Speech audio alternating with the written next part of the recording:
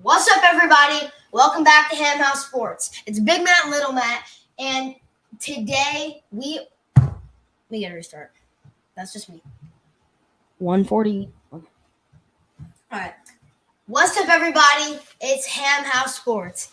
It's Big Matt and Little Matt, and we are doing the series on Ham House Sports Guide to Collecting and Investing. This is the last episode, and we are just going to talk about have fun in the hobby. This is a great hobby. I've worn Matthew out, man. You've been a trooper here. You've been a champ. I had an idea when we were walking this morning. I said, man, we need to make a series of videos that really just share what we've learned, and we put it on our YouTube channel, share it to Instagram, and just say this is free information. It's our best advice on people who want to get in the hobby. Let's make the video series. And Matthew's like, sweet, we could do that in like an hour. Well, it's been 2 hours. We've been going at it for about 2 hours. So Matthew, his attention span's starting to get a little bit, but he's done great. So this is the last video, and I want to finish it on like a fun note. Now, this is what I do professionally. So I'm used to being on camera and knocking this out. And 2 hours. I want to take a nap right now. You think about this weekend. Yeah, you played 4 basketball games this weekend. You have. You've been taking a walk outside. You've had been to going. Go to your grandparents' house. Matthew's tired. All right. Well, let's perk up here. Woo!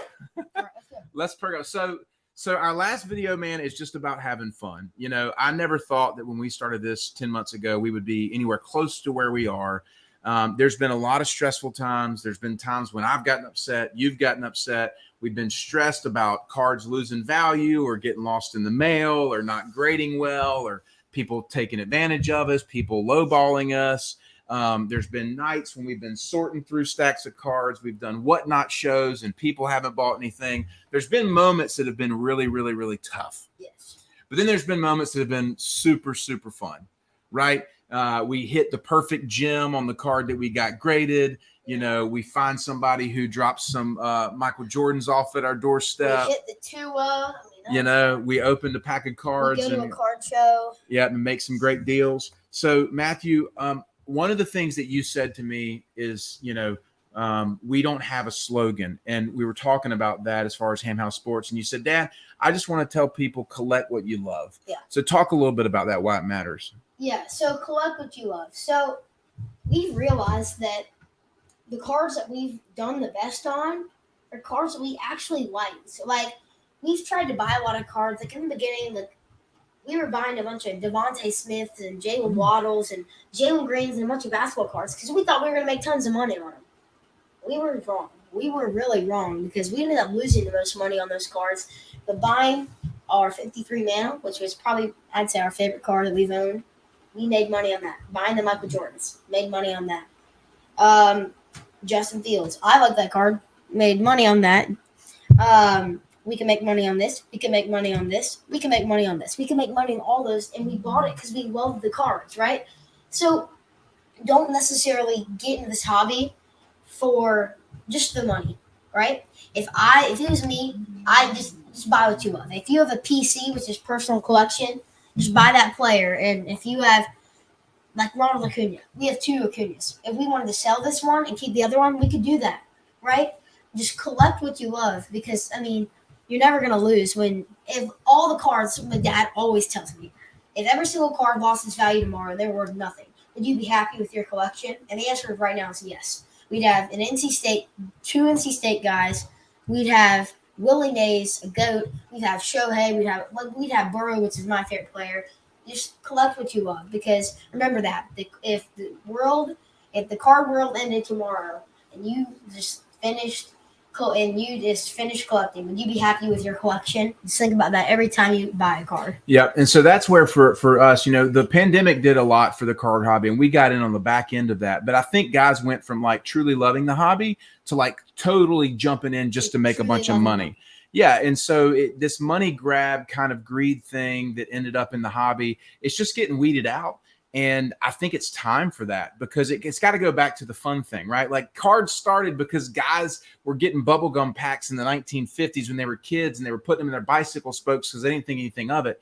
Now it's like I'm just collecting the guys that I love, but it's kind of this weird hybrid of like economics and market and investing and, you know, all this stuff. And so a lot of that greed has come into the market, and then a lot of fears come into the market of going, oh my gosh, this card that I bought for this, or I thought it was going to be worth all this. Well, it's because it became something more than a hobby to you. It became an idol, quite frankly. And if it's an idol for you, you know, that's probably not a good thing. And so, you know, my position is I love cards. I love the connectivity. Yep. I love the idea of making some money. I love doing stuff that I love. But when it becomes like, oh my gosh, it's fear and it's stress and it's pressure and it's heavy, be done. Like, yeah, it's just, it doesn't win, right?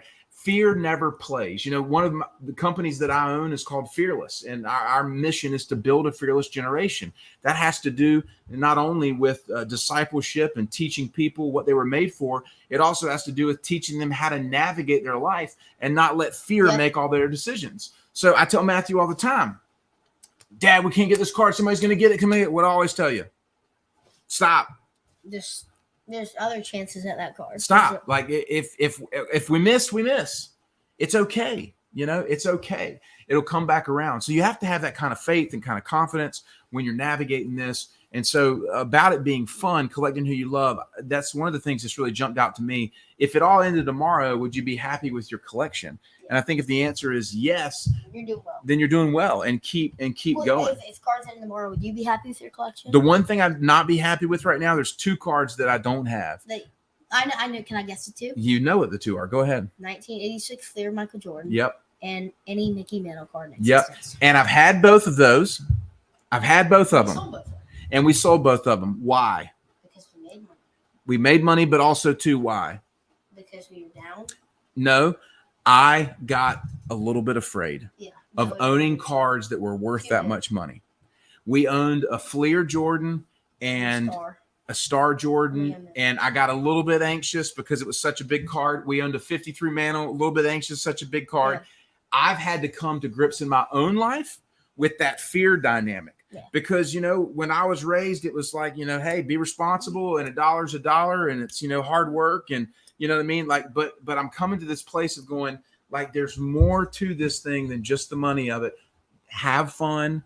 And we've grown and we've made some money. So I'm excited the next show we go to see if we can't find a Mantle and a Jordan. And if we found an 86 Fleer Jordan and a early 50s Mickey Mantle card, I would be at a place where going, you know what, man, I never thought that I'd own these cards. I never thought we'd be here. Cards you want to own. Yeah, I just put them back on the wall. But the thing, like, you say a card's PC, and then you like turn around and sell it. So, like, honestly, for PC, if you say it's PC, I'm never selling that card. Well, there's another thing too where you have to realize, and you don't understand this yet, but you know, I'm a dad, I have 5 kids. There's responsibilities that are there, and so I have to make a decision of going, like, legitimately. Let's just be honest about it.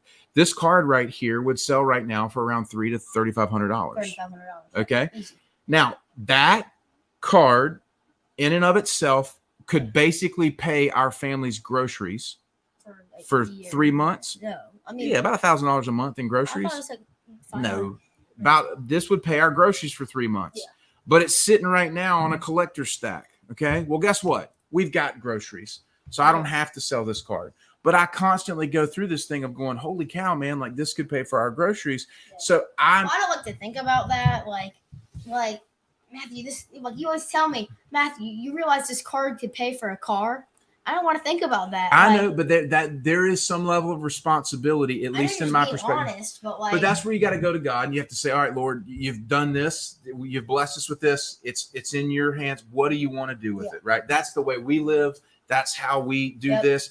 But everybody's got their own goal. You know, some guys are trying to pay for college. Some guys are trying to buy their first house. Like, have a goal with the cards that you drive towards. For us, I wanted to grow our cards, keep some really cool in a collection, and then I wanted to help pay off an equity line in our house, knowing that we've got kids' college and cars and all that kind of stuff coming. And right? That's what I want to do, because he started me off with what, $500. I'm already at $1,100.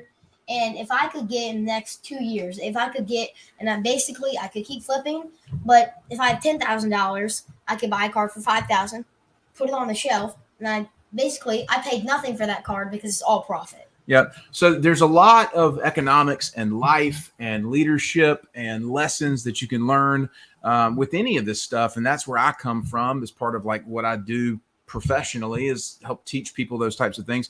I'm just trying to apply it to cards. And so I wanted to create this series though, because I wanted to give somebody stepping in a good understanding of what drives the market, what drives the economics of cards, but also too, how to begin looking for proper acquisitions, how to understand price points and comps, how to know who to deal with and who not to deal with, how to be leery of scams and people who are just trying to take advantage, how to build good relationships in the hobby, and ultimately how to have fun in doing it. So, you know, we probably will do some more instructional or educational videos to get more specific on what to look for when you're buying, how to buy, when to sell, all that stuff, prospecting, etc. But this was, I feel like, a good series on understanding the sports card hobby. The questions that we get asked all the time from people that message us. But if you did enjoy the series, make sure to follow us on Instagram at Hamhouse Sports, subscribe to our channel at Hamhouse Sports, and like these videos. If you enjoyed, please leave comments if there's any questions you have. Any questions, if you want to know what this card's worth, if you want to sell any cards, we're always buying. We actually keep a little cash aside because you never know when the right card's going to pop up, but we're always buying. Just message us on Instagram. I think that's it. Now you can go take your nap. Yep. Take it right here. Good job, bro. All right, man. Thank you guys so much for watching. Hamhouse Sports out. Peace.